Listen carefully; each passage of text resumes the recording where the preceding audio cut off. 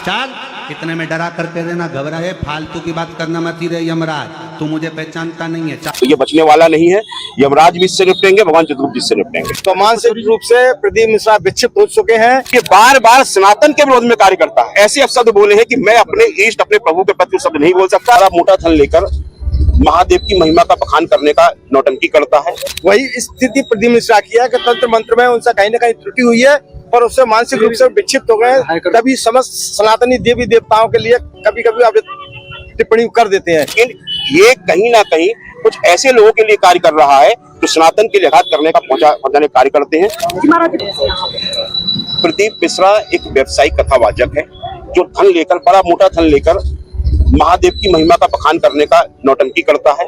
ये बहुत बड़ा पाखंडी है और इस पाखंड ने इसने इस तरीके की हरकत कर रखी, जहां भी कथा करने जाता है वहां किसी ना किसी देवी देवता का उपास अवश्य उड़ाता है। पूर्व में भगवान श्री राम पर, उसके बाद लाडली जी पर।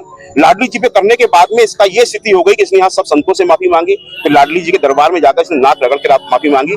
लेकिन ये कहीं ना कहीं कुछ ऐसे लोगों के लिए कार्य कर रहा है जो सनातन के लिए आघात करने का पहुंचाने कार्य करते हैं। उनसे धन लेकर ये हर बार कुछ ना कुछ ऐसी टिप्पणी करता है। इस बार इसने महाराष्ट्र में अपनी कथा में जगत न्यायाधिपति, समस्त प्राणियों को उनके कर्मों के आधार फल देने वाले भगवान चित्रगुप्त जी पर ऐसे व्याख्यान किया है जिसको कोई भी सनातनी बर्दाश्त नहीं कर सकता। और उसी कड़ी में पूरे ही भारत के अंदर इसका यही हस्त हो रहा है। इसका जो है पुतला फूका जा रहा है, इसे जूते चप्पल मारे जा रहे हैं और FIR दर्ज हो रही है। 50 FIR इसमें दर्ज हो चुकी है। फिर से टिप्पणी की है। अब जो है टिप्पणी की है भगवान चित्रगुप्त जी पर, इन्हें इस बात का एहसास हो जाएगा कि तुमने जगत के न्यायाधिपति के खिलाफ बोला है।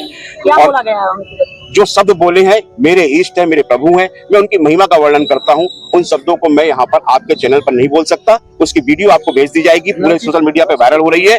इसको इसकी इस करनी, इस कृत्य का दंड इस बार इतने बड़े रूप में मिलने वाला है कि जगत के न्यायाधिपति के खिलाफ इसने शब्द किए हैं। तो ये बचने वाला नहीं है। यमराज भी इससे निपटेंगे, भगवान चित्रगुप्त जी से निपटेंगे। आजकल देखा जा रहा है शास्त्रों में जिनको शास्त्रों का ज्ञान नहीं है वो लोग भी इस तरीके से मतलब जो है भागवत पढ़ रहे हैं। देखिए, ये किसी चीज का ज्ञानी नहीं है, ये अज्ञानी पुरुष है। ये जिस बातों को कह रहा है वो कहीं किसी ना तो शास्त्र में है, ना किसी ग्रंथ में है, ना वेद में है, ना पुराण में है, ना उपनिषद में है। कहीं पर भी कहीं कोई भी इसके कहे हुए शब्द नहीं मिल सकते किसी भी देवी देवता पर ये बोलता हो। लेकिन आज जो इसने किया है इसको पता चल जाएगा इस बार तुमने क्या गलती करी। हम छोड़ने वाले नहीं है, हर हालत में इसको जेल में डलवा कर रहेंगे, इसको सजा दिलवा कर रहेंगे और इसकी करने की सजा इसको भुगतनी पड़ेगी। अगर आपकी कार्रवाई पूरी नहीं हुई तो अगला कदम क्या होगा? पूरे देश में आंदोलन है और हमें पूरा विश्वास है।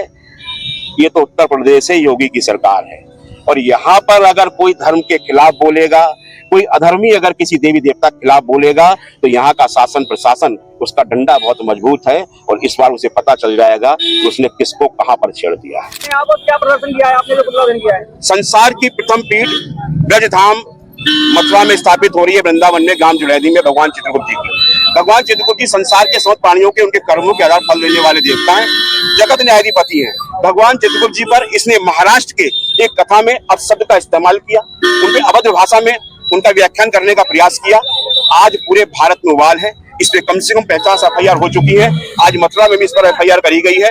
इसको हमने हर हालत में गिरफ्तारी की मांग करी है और हमारे लिए मथुरा के कप्तान साहब ने कहा सामने कि इसको तुरंत मुकदमा दर्ज कर गिरफ्तार किया जाएगा। ये बार बार सनातन के विरोध में कार्य करता है। यही नहीं, भगवानों के साथ साथ इसने जयपुर की कथा में हमारी सनातन महिलाओं पर अभद्र टिप्पणी करी। उसके बाद वहां के प्रशासन ने इसकी कथा को रोक दिया। लेकिन कुछ दलाल होते हैं, राजनीतिक लोग होते हैं, उन्होंने दबाव बनाकर प्रशासन से द्वारा कथा प्रारंभ करी गई। इसका सब जगह बहिष्कार हो रहा है। पूरे भारत में इसके खिलाफ मुहिम चल रही है। हर जगह इसका यही हाल है कि पैरों के नीचे है, चप्पल जूतों से पीटा जा रहा है। ये कलयुग का रावण है प्रदीप मिश्रा, ये कोई कथावाचक नहीं है। और मैं आप सबके चैनल के माध्यम से अपील करना चाहता हूँ, सभी सनातनी से अपील करना चाहता हूँ कि जो इसकी कथा श्रवण करेगा उसका भी सर्वनाश हो जाएगा जैसे इसका हो रहा है। क्या टिप्पणी की गई है इनके द्वारा? भगवान चित्रगुप्त जी पे इसने बड़ा अभद्र रूप से टिप्पणी की गई है। ऐसे शब्द बोले हैं कि मैं अपने इष्ट अपने प्रभु के प्रति शब्द नहीं बोल सकता कि भगवान चित्रगुप्त जी की मैं कथा करता हूँ। पूरे संसार में, पूरे देश में अलग अलग जाकर मैं भगवान चित्रगुप्त जी की महिमा का वर्णन कर रहा हूँ। उन शब्दों का अपने मुख से मैं वर्णन नहीं कर सकता। उसकी वीडियो है, हम आप सबको भेज देंगे, सभी चैनलों पर चल रही है और आप सबके चैनल के माध्यम से चाहते हैं कि हर सनातनी तक संदेश पहुंचे। इस मामले में कोई आपने तहरीर या कोई ज्ञापन दिया? हमने SSP साहब को अभी एप्लीकेशन दे दी तहरीर, उसकी FIR दर्ज करने के आदेश किए गए हैं। हैं और इसकी गिरफ्तारी की मांग करी है, गिरफ्तार भी किया जाएगा। राजस्थान में महाराज जी बता क्या नाम है आपका और क्या पूरा मामला मैं है? सुरेशानंद महामंडलेश्वर चित्रकूट अखाड़ा। आपने अभी महाराज जी का बयान सुना। प्रदीप मिश्रा द्वारा वास्तविकता ये है कि आपने अगर उनकी कथा सुनी होंगी तो वो तंत्र मंत्र की बात ज्यादा करते हैं, और तंत्र मंत्र की जो व्यक्ति बात करता है अगर उसमें कहीं भी त्रुटि हो जाए तो उसके मानसिक रूप से वो विक्षिप्त हो जाता है। वही स्थिति प्रदीप मिश्रा की है कि तंत्र मंत्र में उनसे कहीं ना कहीं त्रुटि हुई है और उससे मानसिक रूप से विक्षिप्त हो गए। तभी समस्त सनातनी देवी देवताओं के लिए कभी कभी आप टिप्पणी कर देते हैं। पिछली बार जैसा अभी महाराज जी ने बताया कि राधा के लिए, राम के लिए बोला, यहाँ तक कि सनातनी महिलाओं के लिए जयपुर में उन्होंने इसी तरह की टिप्पणी की तो प्रशासन ने उनका कथा रुकवा दी। फिर बाद में कुछ लोगों ने परमिशन लेकर दोबारा 2 दिन बाद फिर कथा दोबारा उनकी प्रारंभ हुई। तो मानसिक रूप से प्रदीप मिश्रा विक्षिप्त हो चुके हैं। अब उनकी कथा में कोई सार नहीं है, वो इसी तरह की अनर्गल टिप्पणियां करते रहते हैं, इसलिए उनको सुनने वाले भी उसके लिए अपराधी माने जाएंगे।